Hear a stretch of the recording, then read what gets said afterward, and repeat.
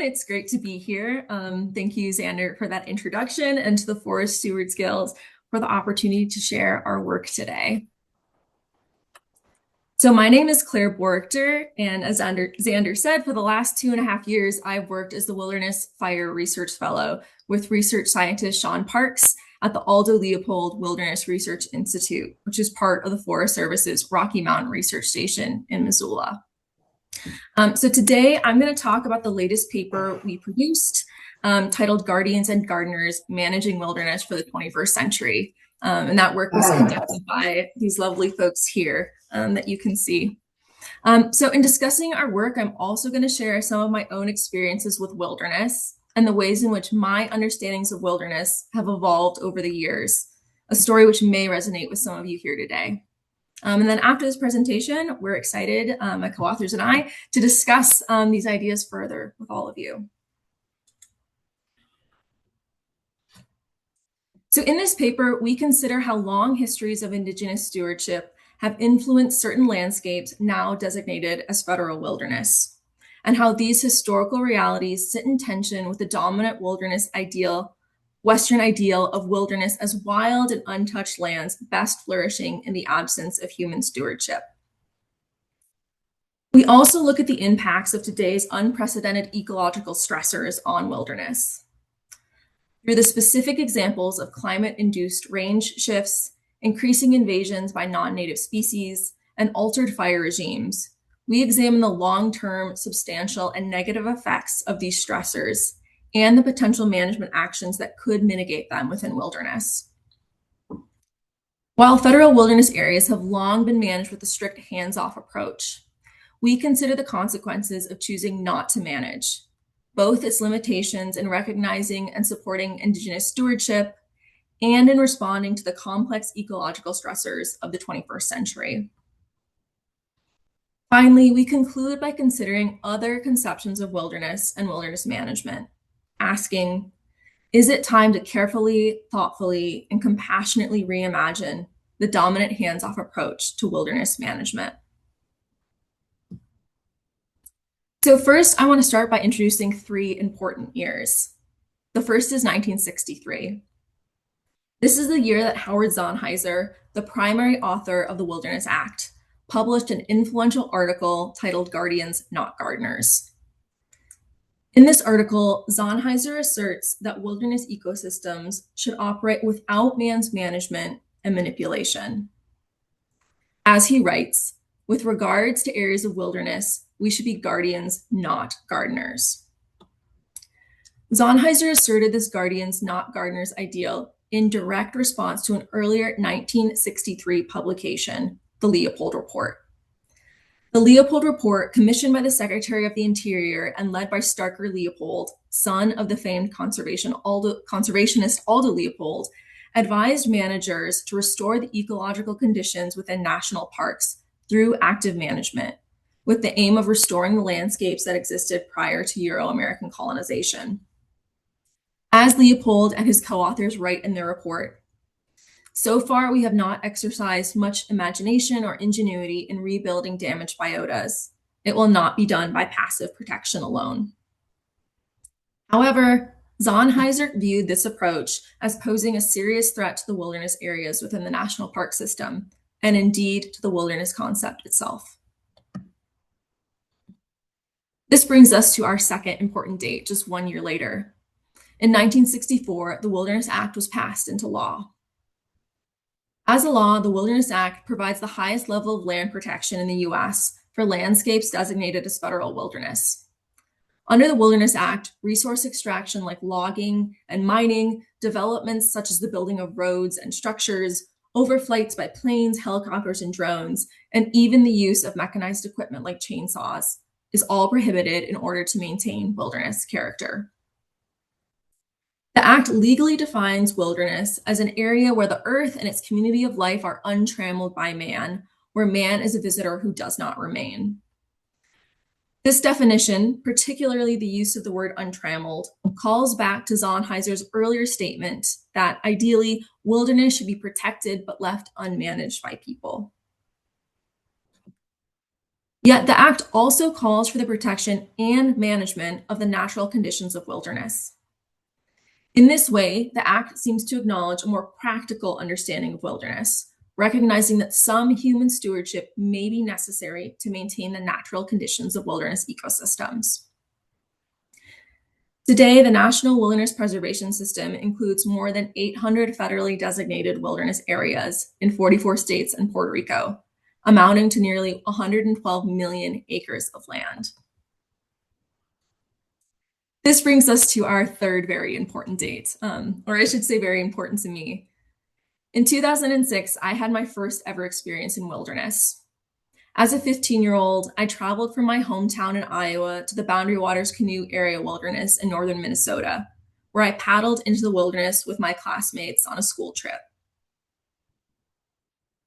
The Boundary Waters Wilderness is a 1 million acre expanse of boreal forests, more than 1,000 chain lakes, and 12,000 miles of canoe routes on the border between Minnesota and Canada. As a kid coming from the cornfields of Iowa, spending time in the Boundary Waters was an incredibly meaningful experience for me. I loved camping under the red pines, listening to the loons, and figuring out how to steer and portage my canoe. After years living in rural Iowa, surrounded by an agricultural landscape that had been overwhelmingly altered by people, I was incredibly glad that a place like the Boundary Waters still existed. And I thought, like so many Midwesterners before me, that it existed only because we as humans had shielded it from ourselves. I was fully on board with Zonheiser's wilderness ideal. If we could just reserve places like this, set them aside and protect them, everything would be all right. In my early 20s, my ideas about wilderness became slightly more nuanced. I worked as a firefighter on a wildland fire module, a type of crew that specializes in managing fires burning in federal wilderness areas. It was on these wilderness fires that I first gained an understanding of the important ecological role of fire within fire-adapted wilderness ecosystems. I also saw how often fire suppression policies disrupted natural cycles of burning on federal lands. Even though my crew specialized in managing wildfires, we still spent most of the season actively suppressing them. So despite Zonheiser's wish that wilderness operate without human management, I could see that a lot of human intervention was happening in wilderness in the form of fire suppression. Later, through my work with the University of Minnesota and now my fellowship with the Aldo Leopold Wilderness Research Institute, my understanding of wilderness transformed once again. I began to see that many wilderness landscapes have long human histories.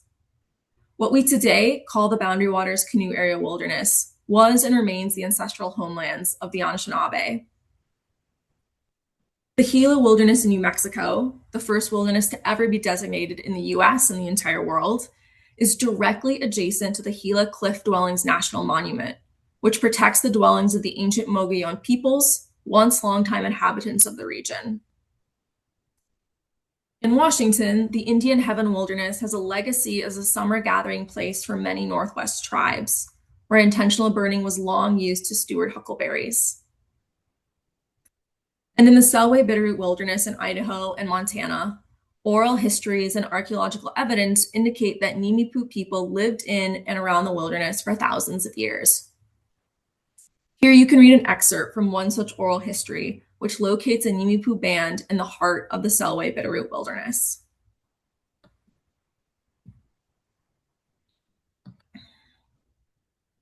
It took a decade, but from my first trip into the Boundary Waters to my second, my understanding of wilderness had fundamentally changed. During that second trip, I noticed the density of the understories on the islands I paddled by, one of the impacts of fire suppression. I also started to look for the imprint of Anishinaabe peoples and other peoples who had once lived in, tended, and traveled through the Boundary Waters. On a trip with federal archaeologists, I watched as they uncovered fragments of ceramics and a projectile point from the ground directly adjacent to our tents. At another site, we came across a red pine that seemed to have been physically modified with a peel, a non-lethal wound Anishinaabe travelers once scraped into trees to access their pitch, an ideal substance for repairing canoes. Because Indigenous peoples didn't only live within wilderness landscapes, in some cases, they also participated in shaping them. In the Indiana Summit Research Natural Area in California, which is not a wilderness, but a landscape that's also to be managed with minimal human intervention, the Paiute people historically constructed trenches around individual trees and used frequent fire to facilitate the harvest of a traditional food called piaga, or Pandora moth larvae. This practice of regular burning produced more abundant piaga, and as researchers noted following a recent severe fire, the trenches, which you can see in this photo and which still persist today, were associated with greater survival of mature Jeffrey pines. In the Southwest, Indigenous peoples domesticated at least 6 species of agave that are more palatable than wild agaves, occur near habitation and other archaeological sites, and were traded or transported between Mexico and Arizona. Today, at least 4 of these species can be found in designated wilderness. And of course, intentional burning by tribes is one of the most influential Indigenous stewardship practices, producing widespread effects across North America. In the Boundary Waters, for example, historical burning by Anishinaabe people reinforced and amplified the prevalence of open red pine forests, for which the Boundary Waters is known. In contrast with these long histories of human habitation and tending, the Guardians Not Gardeners idea of wilderness is more aligned with fortress conservation, a conservation model that emphasizes the need to protect natural places at their boundaries by removing harmful humans and their actions. In more recent years, this approach has been criticized for isolating Indigenous peoples from their ancestral homelands and positioning humans as separate from and inherently harmful to ecosystems. In the case of American wilderness, it's also important to consider historical context.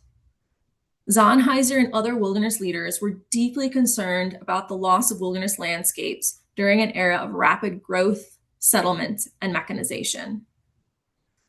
Wilderness activists had seen the entire Hetch Hetchy Valley in Yosemite National Park in California flooded as a result of a federal dam constructed in the 1920s. A few decades later, activists actively fought the construction of another such dam on the Green River in Dinosaur National Monument on the border between Colorado and Utah. Speaking to the concerns that many wilderness activists felt at this time, writer and environmentalist Wallace Stegner wrote in 1960, "We need to demonstrate our acceptance of the natural world, including ourselves. We need the spiritual refreshment that being natural can produce. And one of the best places for us to get that is in the wilderness, where the fun houses, the bulldozers, and the pavement of our civilization are shut out." So this is the historical moment during which Zahn-Heiser asserted his Guardians Not Gardeners ideal, an era when wilderness preservation was rooted in the belief that natural forces could and should operate outside of human control and manipulation, and that key to preservation was protection from modern humans. Today, however, a protectionist stewardship model alone may no longer be capable of protecting landscapes in the way conservationists once imagined. In the case of wilderness, these wilderness areas are embedded within non-wilderness lands, sharing a common atmosphere and climate. Fire, plants, animals, pollutants, and more can cross into and out of wilderness. So in short, keeping humans out of wilderness does not shield these places from the ecological stressors, many of them human-caused, that are impacting landscapes across the US and worldwide. As research scientists Stevenson and Millar note, the careful choice of the term untrammeled by the Wilderness Act's authors was underlain by a critical assumption that for generations to come, Earth's environment would be inherently stable within its historically observed bounds of variation. The dominant thinking of the era had not yet awakened to the onset of rapid, human-induced, boundary-transcending global changes. So not only were some wilderness landscapes shaped by the beneficial human practices of Indigenous peoples, but all wilderness areas today are now being shaped by anthropogenic climate change. In our paper, we examined 3 specific examples of intensifying ecological stressors. In our first example, we look at climate-induced range shifts. Global warming is expected to accelerate species extirpations and extinctions through the loss of habitat and range shift failures, contributing to significant biodiversity losses. While protected areas like wilderness have long been thought of as potential stepping stones that could help species seeking suitable habitat under a warming climate, Recent modeling indicates that this will likely not be the case for as many as 58% of protected areas. However, strategies like human-assisted migration are often controversial in areas like federal wilderness.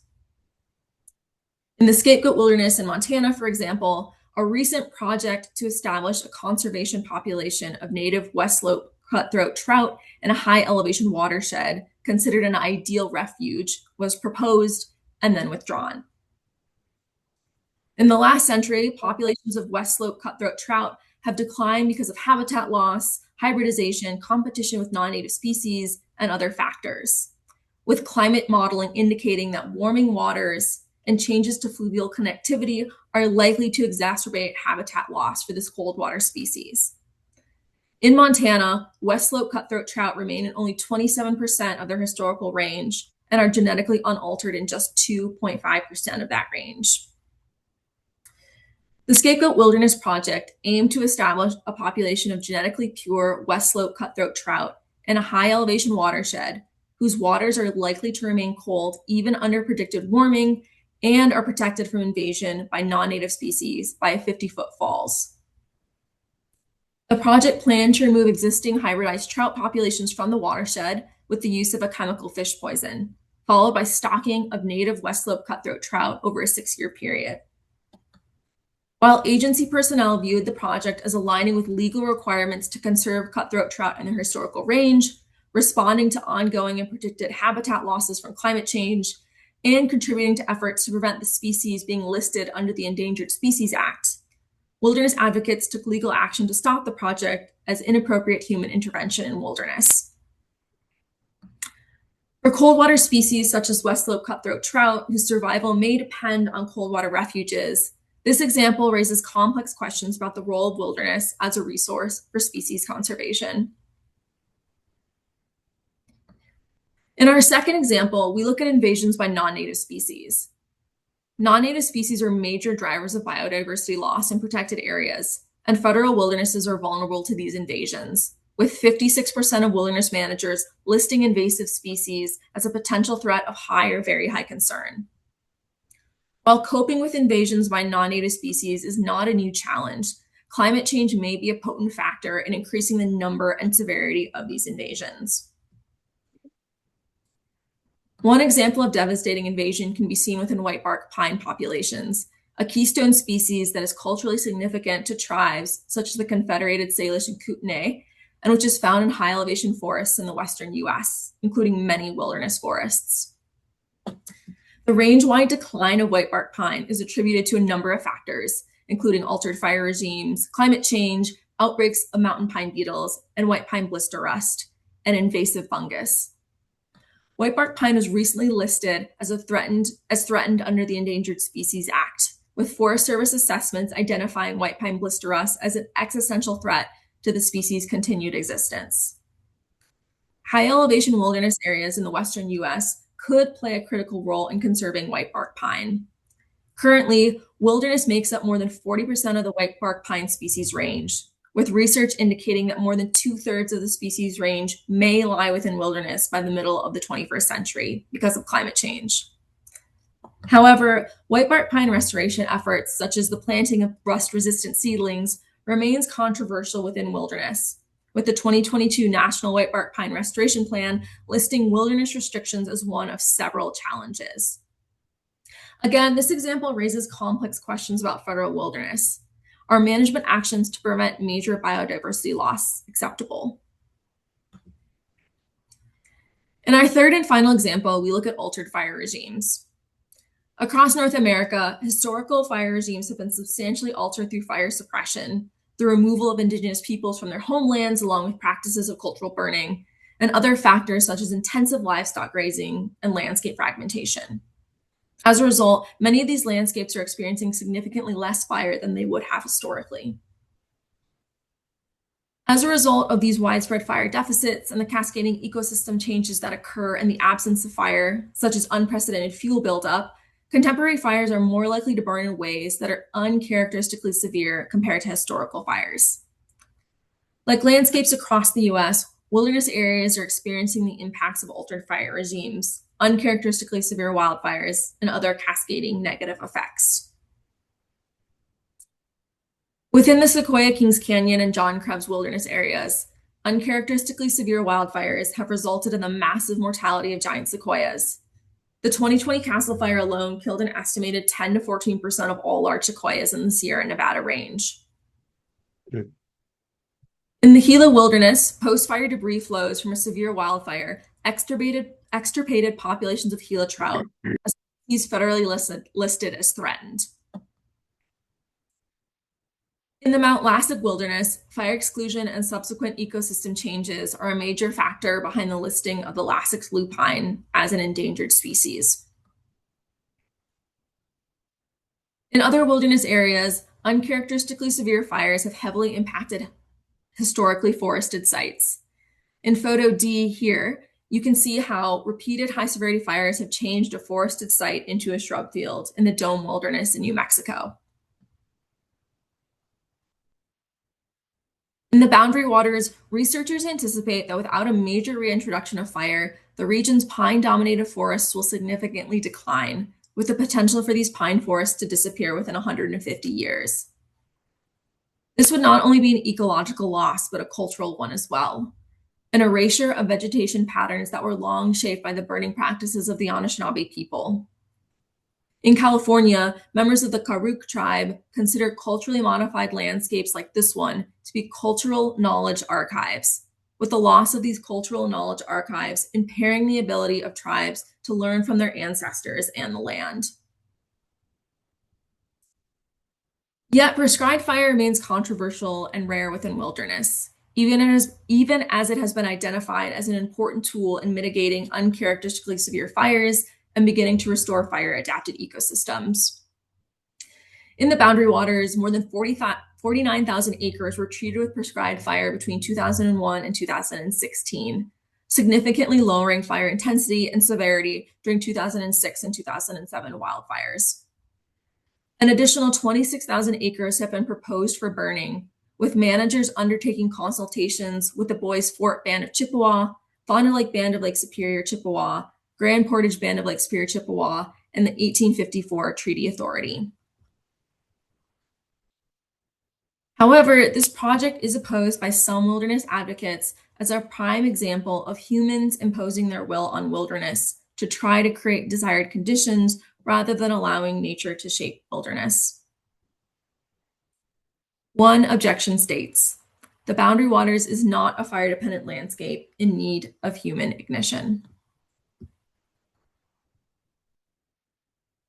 Through these three examples, we are able to see some of the limitations of the hands-off approach to stewarding wilderness in the 21st century. In our paper, we consider a management approach that embraces the roles of being both guardians and gardeners of wilderness, allowing for a more nuanced understanding of human-led actions that recognizes, as the Wilderness Act itself did, that managers may need to thoughtfully manage wilderness areas so as to preserve natural conditions. This approach maintains the core values of the Wilderness Act, including biodiversity, managerial restraint, no roads or other developments, minimum use of mechanized equipment and modern technology, and other values. It also recognizes the importance of Indigenous traditional practices on lands now designated as wilderness and supports tribes seeking active roles as stewards. And it provides ecological integrity through targeted and temporary management actions that serve as a bridge. Such actions may include replanting, restocking, removal of non-native species, and fuel reductions. The Wilderness Act identifies a number of important wilderness qualities, distilled by agency guidance into these 5 qualities here, without mandating that any one aspect should receive special status over the others. Human restraint is a critical part of keeping wilderness wilderness. So too is the protection and management of natural conditions. While wilderness restrictions and legal action are barriers to management within wilderness, some management is occurring. As identified, in a study by Lieberman and colleagues, with the most common interventions being vegetation treatments, wildfire, and wildlife restoration projects. Following outlined agency procedures, wilderness managers may intervene in wilderness if they have determined that action is warranted, including to improve the natural quality. If they determine action is necessary, wilderness managers must then determine the minimum tool necessary to implement the action while preserving wilderness character. However, when proposed actions incorporate new approaches or rationales, wilderness managers can find themselves navigating uncharted territory. This is often the case with prescribed fire. In 2024, wilderness leadership began the process of updating the Forest Service's Wilderness Management Manual specifically to clarify the fire management policies, which had not been updated since 1993. In a survey by Watson and colleagues, broad support for management activities that restored natural conditions were reported by visitors to a California wilderness area. This included removing non-native species, assisting species recovery, and restoring natural fire regimes. However, interventions to mitigate climate change were largely not supported.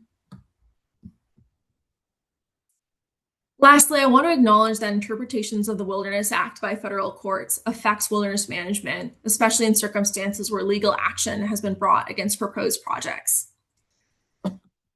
In one legal analysis, Long and Biber note that the vast majority of potential management actions for climate change adaptation are possible under the Wilderness Act, given thorough and appropriate justifications.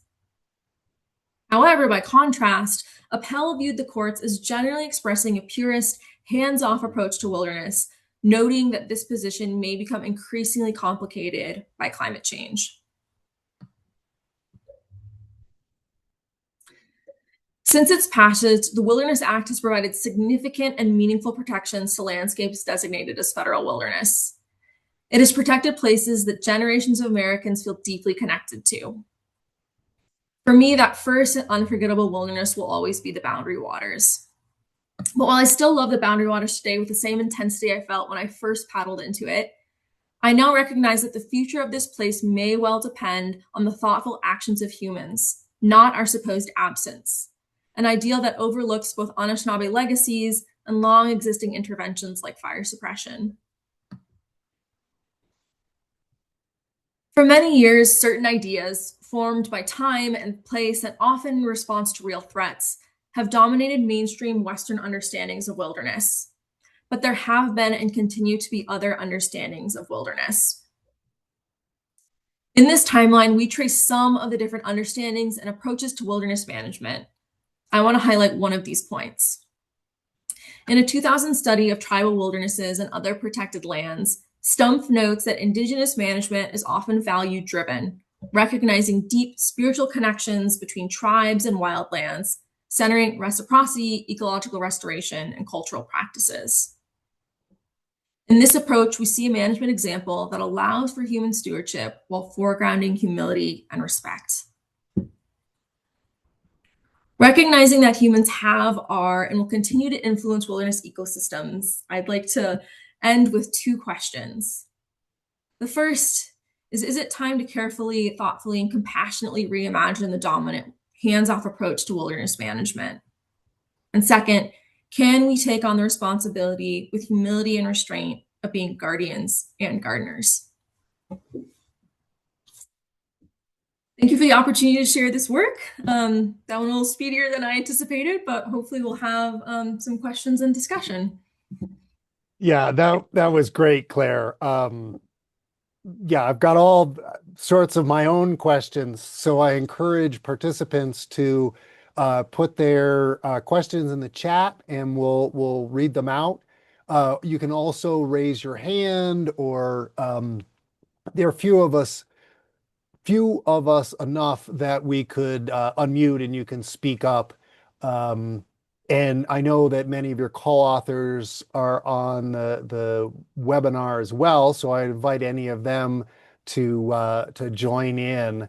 And I guess one of my first thoughts, yeah, so as Sean says, excellent presentation, is your last points about, is it time to carefully consider what wilderness is in the US.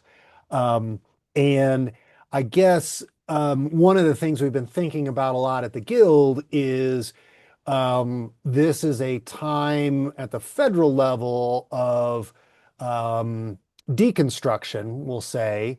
And I think many of us may not be comfortable in the current environment suggesting changes to such bedrock legislation as, say, the Wilderness Act.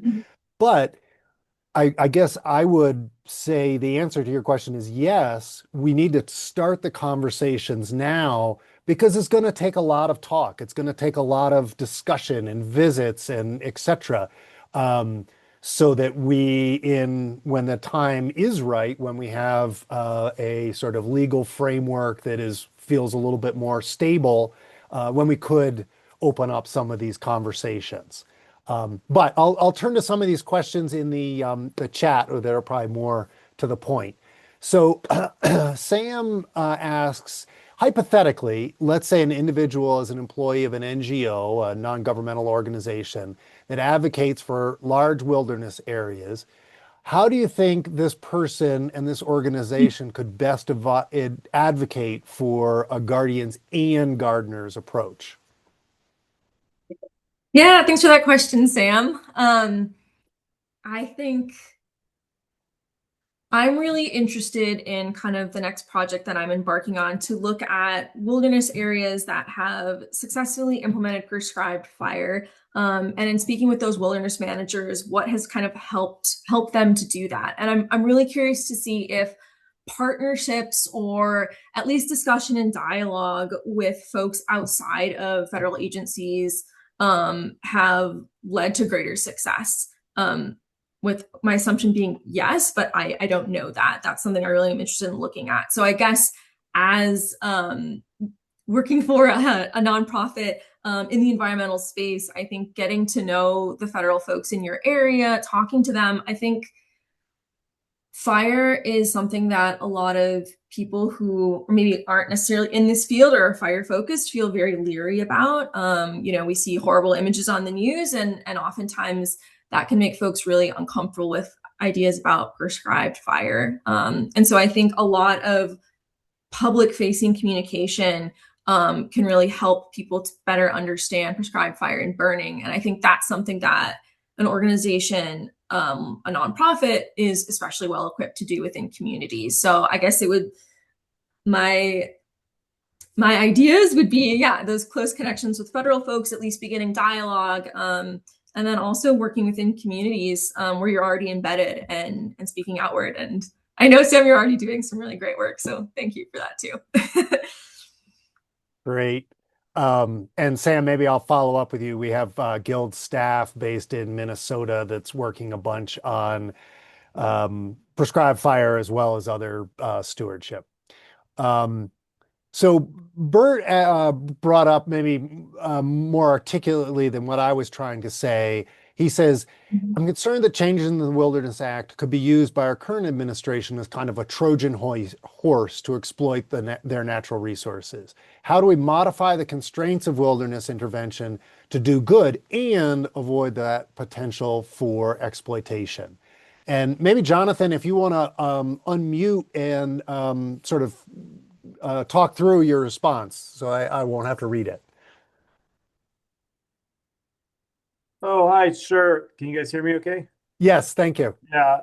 And Claire, I don't, well, I just added a comment onto Bert's comment, which no, I certainly share that concern. And obviously, this is a there's many troubling things about advocating for changes and thinking about wilderness during this particular, time and political climate. But I just offered the point that, and Claire, you can speak to the rest of the question, but I just offered the point that, this work doesn't advocate for changing the Wilderness Act. It's rather in that area of how the act is interpreted and implemented, which has sort of been this gray area that agencies and have had to sort of navigate over the years, right? and kind of has gone back and forth from, maybe one end of the continuum to the other. So that was my point there, was that this isn't, we're not, no one's saying, oh, we need to well, at least in this work, no one's saying we need to redo, scrap the Wilderness Act or anything like that. Rather, cautiously think about how it is being interpreted and how that has led to, implementation or actions or lack thereof. So that was my point there. And yeah. Yeah, and I think dovetailing with that, I think thinking about reimagining within the Wilderness Act. And I know there's a great article, I think Adrienne Lindholm is her name, in the International Journal for Wilderness, which she talks about various wilderness areas in Alaska, which are specifically working to be more inclusive of tribes and tribal voices, and the idea that there is kind of space within existing legislation to be reimagining and changing how we're approaching this legislation. Yeah, that makes a lot of sense. I know on a maybe more on the rest of the Forest Service estate, there's just a secretion of guidelines or guidance or practice among managers, and much of it isn't necessarily in actual law, but it's just how we do our work. And so I think often it's useful to go back and say, well, wait a minute here, what's the underlying, what do we actually have to do? And then are these other pieces good additions that have accreted over time, or are some of them, can we chip them away? So that, I don't know, one way to think about it maybe. Sarah asks, the work you published, Claire, was in the constraints of a journal, right? There's limits on space and what you can say. So are there things that you couldn't address because you didn't have space or time that you'd like to sort of share in a more informal way? Thanks for considering. Yeah, no, and thanks, Sarah, for that question. Yeah, I guess I feel lucky because I feel like what I wish I had more time to address in the paper is kind of this next project that we're working on, which I kind of mentioned in response to Sam's question, which is really starting to talk more to managers on the ground across the country about how they are able to or not implement specifically prescribed fire, and looking at what is policy saying, but then also what are, as Xander mentioned, some of that dogma that's kind of built up, and how is that potentially influencing their work or not? And then again, those collaborations and communications, thinking both about how can wilderness areas potentially be engaging more with tribes, and also within the communities that they exist in. So I think those are areas I'm really interested in, and I'm hopeful that I'll be addressing at least parts of that in this next project. Great. And then Eloise asks about just sort of opinions or thoughts on current giant sequoia reseeding, replanting effort in Sequoia Kings Canyon wilderness areas. Yeah, I think that's a really great example of these tensions that we're seeing, right? Where we saw, these catastrophic fires, we saw unprecedented mortality, but then efforts to, as Eloise is talking about, to reseed, replant have been met with a lot of resistance by certain wilderness advocates. And I think it is a really prime example of these different tensions. And I think the values that different folks place on wilderness and these different perspectives. I have not in the last couple of months followed up on where things are, so I might not have the most current information, but I know there was a lot of discussion and coverage of that. Eloise, I don't know if you want to pop on and add your perspective or say anything more. Hi, Claire. I was just curious, just kind of like what you're saying. It's so controversial. It's being litigated, and I'm just, it's just a very timely topic. And, we've put our thumb on the scale, and how do we find balance? So yeah, really appreciate your perspective. Yeah. And Eloise, do you want to just quickly tell everyone the kind of work that you're doing that relates to wilderness? Oh man. Sorry, not to put you on the spot. Yeah.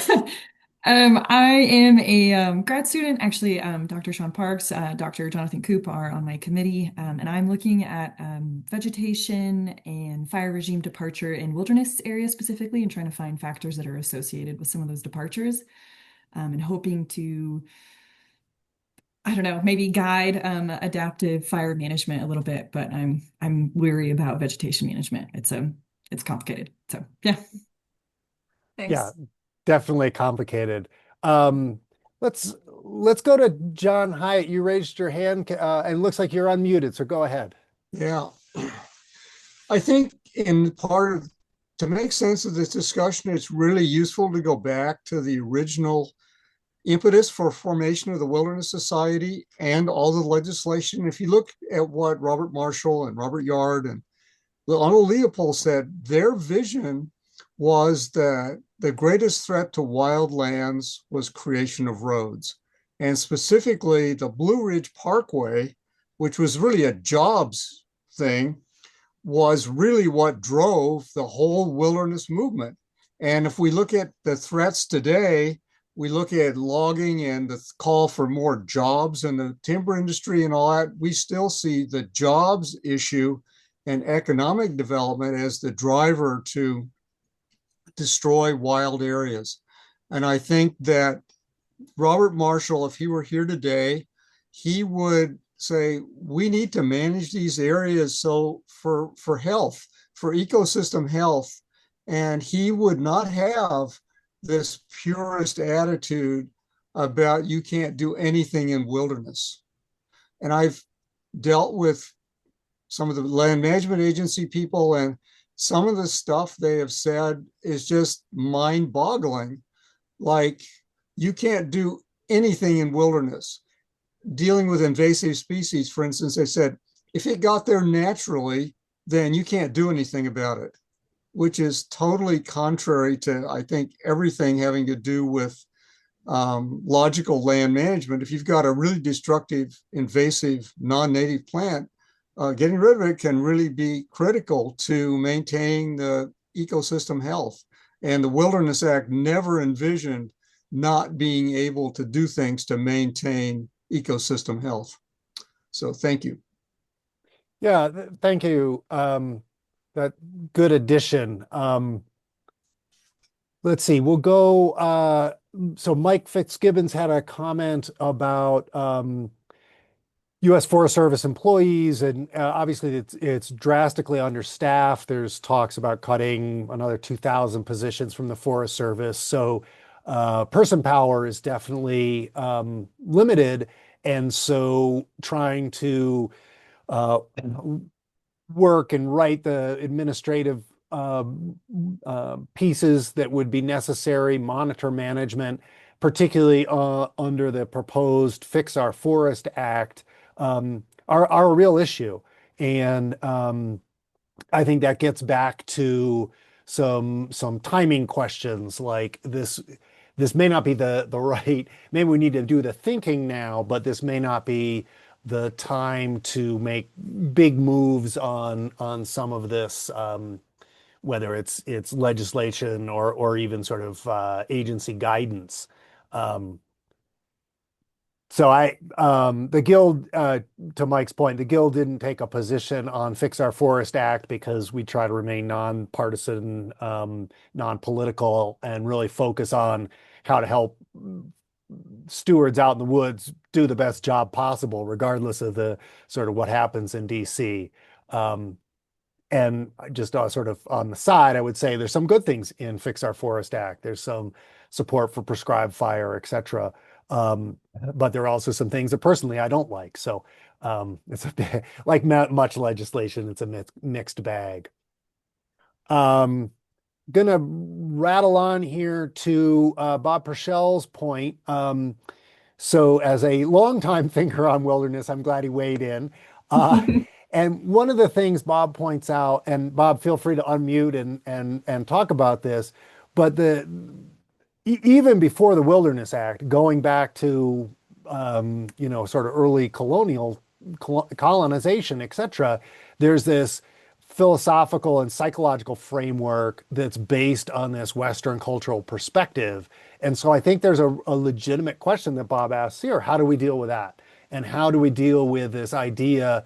And we struggle it a lot within the guild when we were working on some old growth questions. How do we even conceive of old growth and wilderness in an ever-changing world, in a world where, well, at least in the US, where Indigenous stewards basically influenced everywhere. And so what does even the concept of wilderness mean? Maybe I went too deep, but I don't know, Claire, if you want to weigh in on that, or Bob, if you want to unmute. As Andrew, I think you did a good job of that. I'm just, I'm listening to the argument that we probably should do more management because of biodiversity and scientific aspects of it. But in my experience, that's only part of the equation here. I had a small state forest right nearby. White pine and red pine were planted, 70 years ago there to create a timber industry on Martha's Vineyard. It never happened. The trees are old, they're declining. And the Nature Conservancy and other groups that work on biodiversity say it's time to remove those trees and create a natural habitat, probably do some burning and create an oak savanna on these rare sandy soils where we need that kind of habitat for specific endangered species, insects, butterflies, et cetera, et cetera. I mean, it makes all the sense in the world to me. It is bitterly fought from a group of people that I just assume are fixated on this sort of ideological, people don't belong doing anything in wilderness. So Xander, I agree with what you said, that this is probably not a good time to open this up for legislation or agency, but it's a very good time to start this discussion because I think we've come so far to understand better the Indigenous people and their lives and relationships on this land. It feels different to me than it did in the 90s. I think more people are aware of that. And I think we need to come to terms with it to bring these two things together.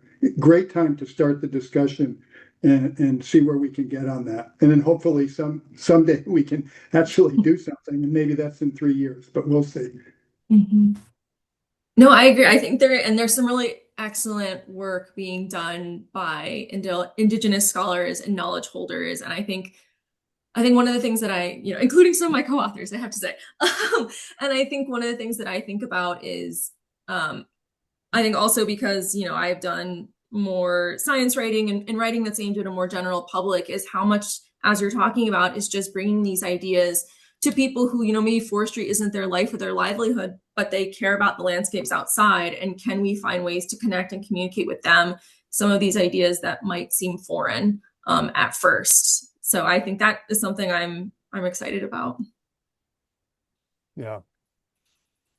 Watching the time, we got time for a little more conversation. Jonathan Long added an important point about support for prescribed fire and wilderness areas, not just the sort of most remote, but in more heavily populated areas like Southern California.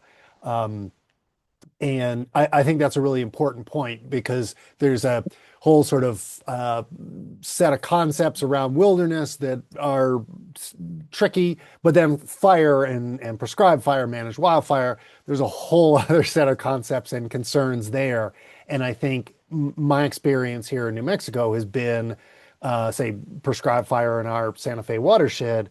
The more people, local folks in the city can connect to fire, see the results, see the implementation, the more realistic, maybe not comfortable, because you don't want to be comfortable with fire necessarily, but the more realistic they are with fire. And so I think that is, if we can, in our wildland urban interfaces, become a little more familiar with fire, then it's a nice chance to then maybe take it to more wilderness areas. I don't know if that resonates at all with you, Claire. Well, I'm curious, Jonathan, if you're on, if you wanted to hop on and add a little bit more. I wonder if you have a specific example or thought in mind. Yeah, well, there's a montane forest strategy that was done for the Southern California National Forest, and they have a whole section about wilderness challenges, but they are prohibited from using managed wildfire in Southern California. So prescribed fire is the only way you can get fire back into the system. You're losing forest and woodland areas, and they've got invasives.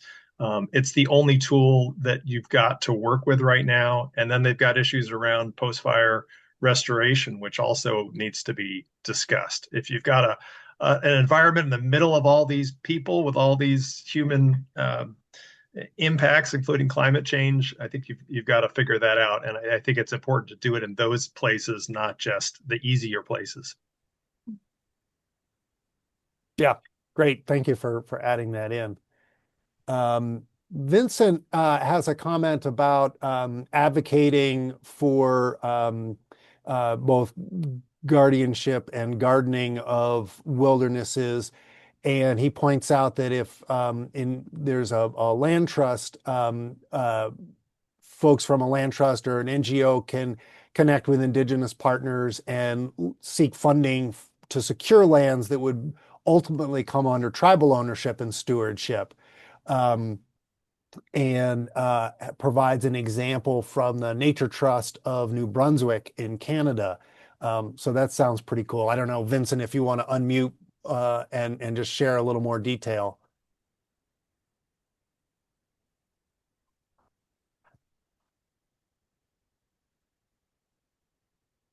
Yeah, hi. Hi. Really great presentation, Claire. Thanks so much.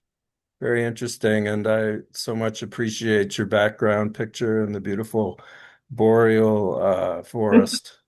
Yeah, so the Nature Trust has for several years in New Brunswick been participating in this project with the Pescotamakati, also known as the Passamaquoddy, and they also I mean, the U.S.-Canada border bisected their traditional lands, which and the St. Croix River runs through it. And this is exactly the model that we've been pursuing. The Pescotamakati in New Brunswick, who are, sort of trying to establish themselves as an entity again in the minds of the government and so on. They're already established in Maine, but we're helping them to identify lands for conservation, and just the conversations we have, it has really helped us to shift our own thinking in the Nature Trust about how we do things. And it's come to the point that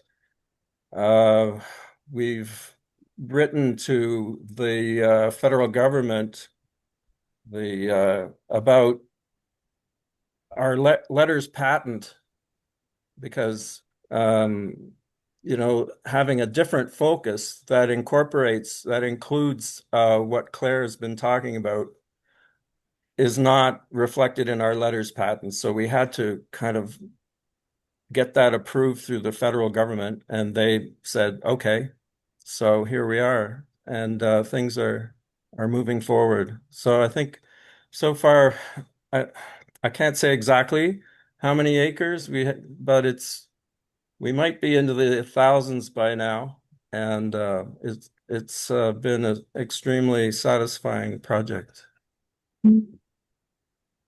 That's awesome. That sounds like that. I relate to the evolution, right? As I kind of talked about of what wilderness means to me. And that's cool to hear how that's happening within your organization as well. That's great. Oh, and then there's another example from Peter, who says the East Cascades Oak Partnership is a relevant example of collaboration between tribes and Columbia Land Trust.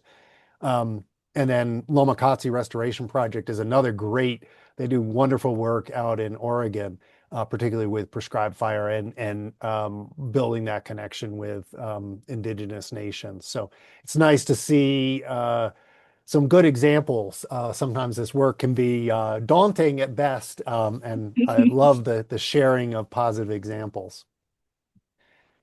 And I think we're pretty much at time here, so maybe this is a good point to wrap it up. I want to thank Claire. Excellent job. Thanks for taking the time. Thanks for writing the paper in the first place with the team. I know your co-authors. Thank you as well. Thanks for presenting it. And as you work on this next project, we'll look forward to hearing more because it's great stuff. So thank you all, and hope to see. We'll have a webinar coming up on natural climate solutions. The silviculture for climate change adaptation.